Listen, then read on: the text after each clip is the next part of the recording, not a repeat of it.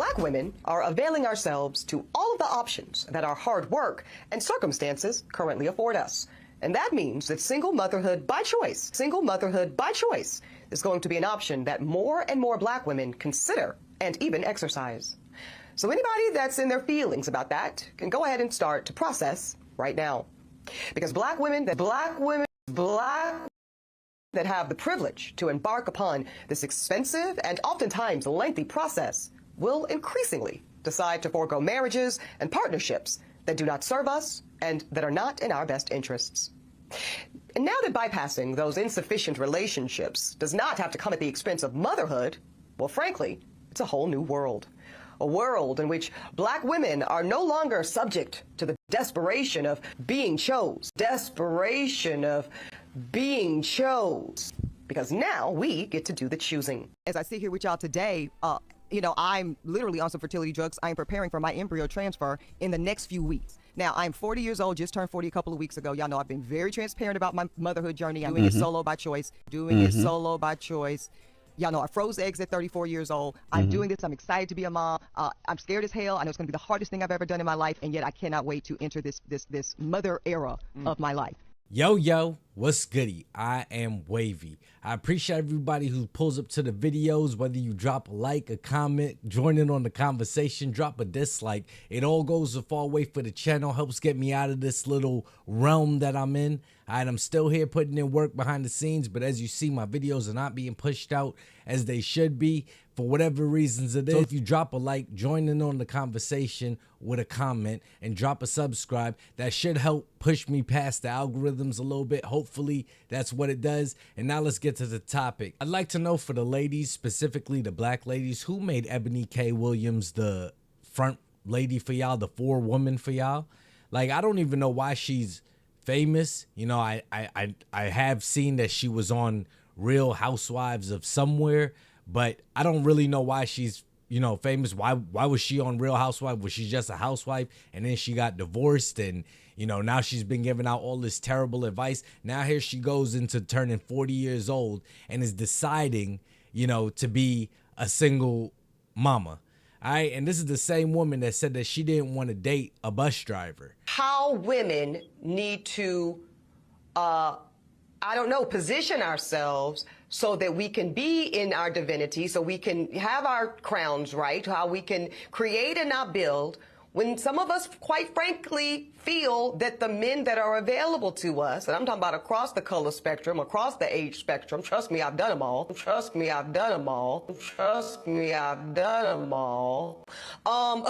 They are not positioned to protect nor provide because of some of the statistics we just talked about. They're not earning the incomes. They're not having the resources, and some of them are not even showing up in the leadership.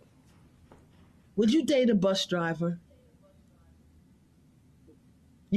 Would you date if he owns the bus?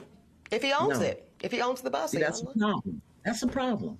Now she's gonna go down not only the long and lonely road to parenthood, but also the expensive route of in vitro or IVF, whatever you want to call it. Is this a woman, seriously, that a lot of other women are gonna follow down the same path? I think so, to be honest. As we see a generation where they say it's projected that by like 2040, half of the women will be childless and single. I think that this is a route that a lot more women are going to start looking into, because you heard her herself. They have the control, and that's what it's all about. They don't have to worry about like being desperate for marriage or to get chosen or anything like that, because now they can pretty much do it themselves. And my thing is, you don't want to be with the men, the everyday, the average men, the blah, blah, blah. Who do you think is going to the sperm banks? You think it's upstanding men, six-figure men and this and that? Or do you think it's somebody just trying to make a quick $40 for doing a little business in a back room with a little magazine or something? Do you really think that those are going to be the top earning men, the top percentage of men, and all of the genetics that a lot of these women today say that they want? They want the 6 foot and up. They want the, chiseled like a god. They want that. Do they think that that's what the child's gonna be born if it's literally somebody that just went to a back room in a clinic somewhere and skeeted in a cup? Let's be real, but that's the state of delusion that a lot of them are living in. I mean, let's be honest. If Joe Schmo came up to her on the street Will she talk to him? No. But she gonna go take some sperm and shoot it up in her, and they just say that, hey, this is who it's from. This is the profile of the guy it's from, as if the people that work at the clinic are not in the business of making money. Come on, man. Come on, man. Big issue I have is the black community, our family structure is destroyed. A lot of us don't have it or don't come from it. We're trying to bring it back slowly but surely. But when you have people like Eboni K Williams trying to say that this is okay, at her old ass age, she should know better. All right, she should know better than to be telling another generation of women that this is okay. We see the numbers and statistics that happens with single mother homes. And I'm not saying necessarily her home, but I'm saying as a whole, we see what happens in single mother homes. All right, they're the worst. When you put 2-parent homes alongside a single father home and alongside a single mother home, all three of those homes, single father, single mother, and dual parents, when you put those three homes alongside each other, the single mother does the worst by far.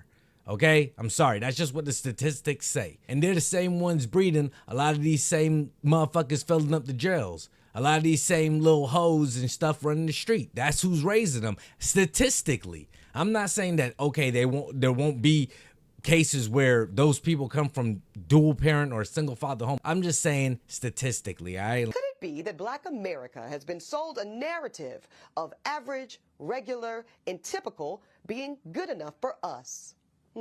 Well, see, that's called white supremacy.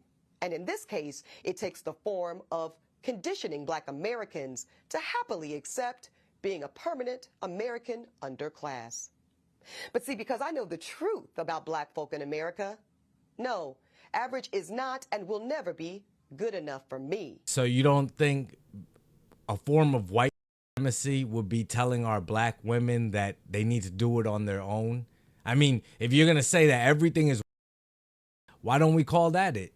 I think it's more of her own conditioning. As she calls out Black America for being conditioned to accept the bare minimum, now look at her accepting literally the bare minimum. She's a beautiful woman. She has some sort of success. I'm sure that she could have found a husband or somebody to share a life with and then have a child with. And that's just my thing. I don't agree with, we say, we're oppressed, we don't have this and don't have that. Why would we purposely bring a child into a world where it's chaos from the time they're born? And I'm not saying specifically her life, but I know that there's a lot of women that will look to her and see this and say, hey, that's the path for me. And there are a lot of women that have chosen this path. And we hear stories all the time. We hear about the women that have chosen that path. We hear about the children of the women that have chosen that path. Need I remind you, the number one abuse, according to the statistics, are women, okay, and single mothers. Okay, I'm sorry. Everybody wants to say the single mother is God and the single mother is this and that. No, I don't believe in that. Okay, we got to start reading the data, analyzing the data, and going off of what it says. If it says that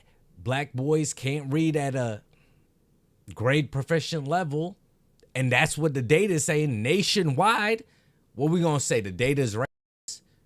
Like, come on, man. Y'all look at this picture right here and you tell me, is it okay or not? Like, is society saying it's okay for the one on the top to be alone and the one on the bottom to have a man in the home? We see in America, the single moms, they get free health care for themselves and the kids, free housing or damn near free housing, free groceries and EBT and all that. It's almost like if you're incentivized to be a single mother in America.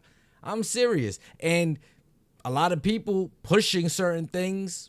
We see Eboni K Williams, and I'm not saying it's mainly pushed onto one demographic of people, but I'm just saying, like, look at this picture up top here and look at this picture down here and put it into perspective of what has been going on, since probably the 70s, the 60s and 70s to present time.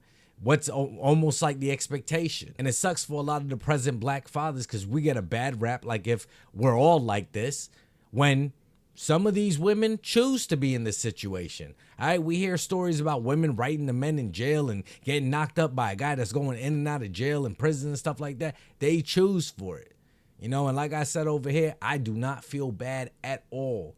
I don't wish any ill will on any of them or Eboni K Williams or anything like that. But I think that there needs to be a better example set to our people than to, have a whole generation of older women now flooding to the sperm banks to get sperm from who knows. And who cares as long as the paperwork and profile says that he was, 6'5", built like a god, competed in the Olympics, like stuff like that. Like, you don't know who these guys are. For all you know, that this could have been the same sweaty, fat guy with a bald spot with a neck beard that was trying to holler at you in your DMs or at the bar or whatever. You know what I'm saying? You don't know who it is. If you're still here, man, I'm interested to know whatever y'all thinking about it. Do you think these women are being forced to be single mothers because the men are not stepping up? She cannot find a man on her level. She is a woman making a certain amount with a certain amount of accolades and acquirements and degrees throughout her life, that she refuses to settle for a man beneath her. Like she said, she doesn't want a man driving the bus unless he owns the bus. Would you date a bus driver? Would you date If a bus he owns driver? the bus. And if she can't find a man to level up and she probably wants a black man, then she's saying, hey, I'm just going to go to the bank, sperm bank, and get it shot up in me, because now that science has come a long way and it can happen, there's no longer a need for a man, Or do you think she's selfishly and willfully signing up to be a single mama? The statistics are out there of the trauma and the type of impact that not having a father has on a child. Okay, it's out there. Okay, there's a lot more crimes that happen from people that do not have a father in the home. They have a higher chance of going to jail throughout their lives, and she is willingly signing up for that. Now, will somebody step up in the future to be a father to that child? I don't know. It's possible. Like I said, she's a beautiful woman. She's successful. It's possible that she can find love, a year from now, 2 years from now, maybe the day after she gives birth to the baby. Either way, interested to know whatever y'all thinking about it. That's all I really got to say. Without any more, let me get to my final clip. You just had an abortion? Twins? Twins. Yeah, double homicide. Yo, I guess you damned if you do it, damned if you don't, yo. Y'all stay wavy.